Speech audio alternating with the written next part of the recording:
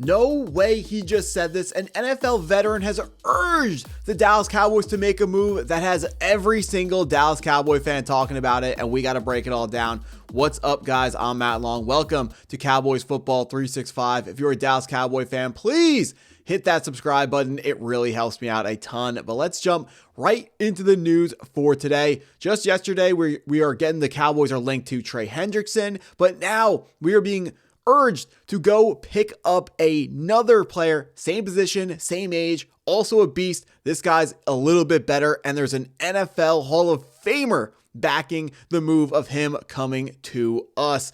Coming from Newsweek, during the last NFL offseason, the Dallas Cowboys and the Pittsburgh Steelers got on the phone and struck a deal that many would consider to be a steal for Dallas. That move being the trade for George Pickens. Former NFL wide receiver Chad Johnson, aka Chad Ochocinco, urges the Cowboys to make another call to Pittsburgh, Pennsylvania in 26, shooting for an even higher for a defensive star in TJ Watt. It's no secret that the Cowboys hurt themselves last season when they got into a public spat with their top pass rusher, Micah Parsons. Unsurprisingly, the Cowboys struggled defensively throughout the entire season and severely lacked a pass rush. Chad Ochocinco said, the Cowboys need to do something. You got to pay for your production now. You ain't getting nothing for free. And that's the type of player where if you're paying him big money, the chances are 98.9% that you're going to get a return on that investment when you invest in elite talent like that. TJ Watt is a man who needs zero introduction, a player who perfectly can fit into any and all NFL schemes. So whether you're a 3-4 or a 4-3, you're going to change his role a little bit. Actually, forget about that. You are tailoring your defense to fit TJ Watt if you are lucky enough to have a player like this in your locker room. Chad Ochocinco understands that. He is now urging the Dallas Cowboys to make that call to Pittsburgh and go acquire this player. We have 2 first-round picks this season, so we have a little bit of extra draft capital when it comes to acquiring a big-time star player like this. If we talk about the statistics coming from TJ Watt over the past couple seasons, this year he was injured for a lot of it, put up 7 sacks with 2 interceptions. That's something that TJ Watt also brings to the table. For whatever reason, the man is a ball hawk at the defensive end / outside linebacker position. A lot of guys bat down passes, but if you try to throw over the head of number 90 on Pittsburgh, he is going to intercept that pass. He is not just going to bat it down or tip it up and hope someone else makes the play. He's going to intercept the pass, and he is athletic enough to take it all the way back for a touchdown and get some scores going on the defensive side of the football. But going back further than just last year, 2024, 40 combined tackles, 11.5 sacks. But then you look further back in that 2023, 19 sacks, 48 tackles. 19 sacks is absolutely insane. TJ Watt is a monster, and the stats really don't do him justice outside of 2023, but he has been injured since then. I feel like I don't have to sell people on the stats for TJ Watt. You know who TJ Watt is if you follow the NFL, and if you don't, that just would not make sense to me why you would be watching this video. But looking at the contract for TJ Watt, he signed a 3-year, $123 million contract with the Pittsburgh Steelers, currently about to go into his age 32 season in 2026, making a base salary of $32 million, carrying a cap hit of $42 million. Those are pretty big numbers. He's absolutely worth it. Easily is TJ Watt worth this kind of money. Just like Chad Ochocinco said, there is a very high chance that we get a full return on investment when you pick up a player like this. You know he has a high motor. He's a hard worker. When things go south, he's not going to fall off the bandwagon. He's going to keep playing hard because that's what he does. Just look at that whole family. They're all in the NFL. TJ Watt, Derek Watt, JJ Watt. They're all grinders. They're all hard workers. And that is the perfect thing for not only on the field for the Dallas Cowboys, but also in the locker room. That's something that he brings to the table and something that would be it is absolutely amazing to have the opportunity to go after a guy like this. So you're wondering, why would this player be available? Because if he's so amazing, the Steelers should never want to give up a player like this, and that makes some sense. But let's pay attention to the Steelers are now doing things differently. Mike Tomlin was fired after, don't quote me, but something like 19 years. He's been there for a really long time, since the early 2000s. Stepped down, so I guess, me saying he got fired wasn't really the right thing, but there was an amicable parting of ways between the Pittsburgh Steelers and Mike Tomlin because Mike Tomlin was winning too many games. They weren't able to put together a roster with a quarterback that could actually compete, so it was time for those two teams to split.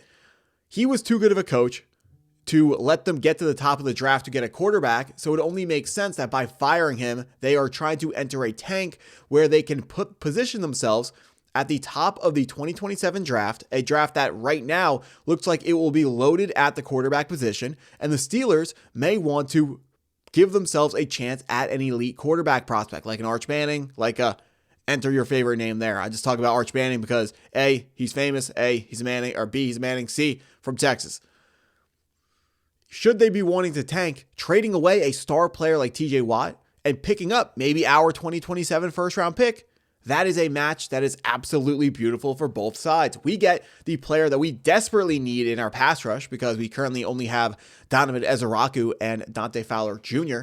under contract. That's not going to be enough pass rush when it comes to next season. So we need to upgrade. Should the Steelers want to enter a tank, it is in the rare situation where it actually makes sense for them to trade away TJ Watt when he is 31, about to turn 32 for next season. He is still in his prime, but he's too old for a tank. So it makes a ton of sense for both sides to put together a trade package like this.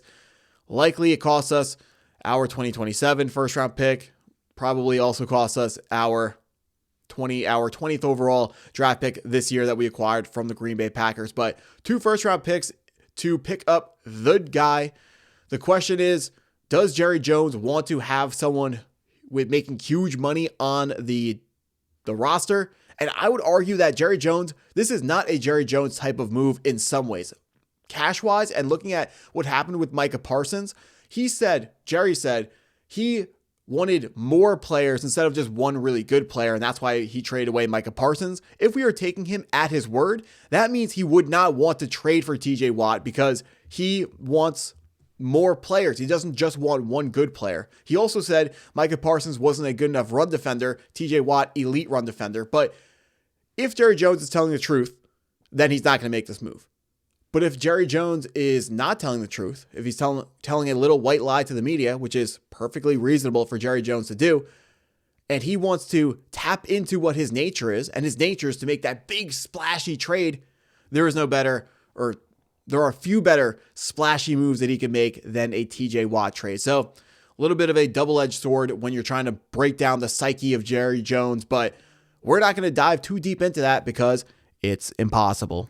We are never going to be able to understand what goes on inside that man's head. But just the other names that are being brought up in the huge fish edge acquisition market for the Cowboys: Max Crosby, Trey Hendrickson, more monsters. Trey Hendrickson just needs cap space. Max Crosby would also cost us cap space along with draft capital. Same thing with TJ Watt. So the guys that are under contract who we would have to trade for to acquire: Max Crosby, TJ Watt. The guy that it would only cost us salary cap to acquire: Trey Hendrickson.